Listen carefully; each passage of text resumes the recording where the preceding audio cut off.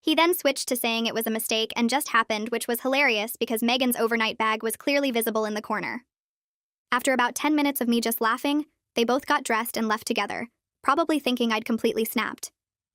My mom called an hour later because Brandon had contacted her saying I'd had some kind of mental break and needed help.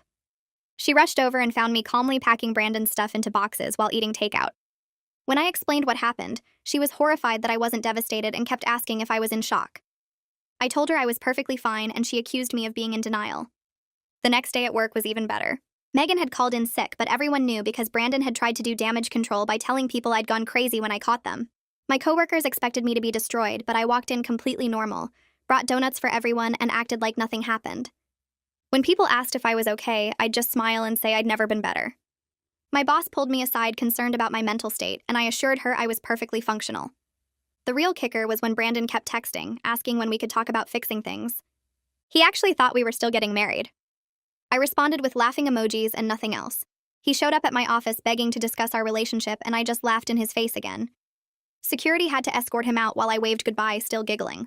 My mom staged an intervention with my sisters saying I needed therapy because I was clearly having a psychological crisis. They sat me down and said it wasn't normal to react this way to betrayal. That's when I finally explained why I'd been laughing.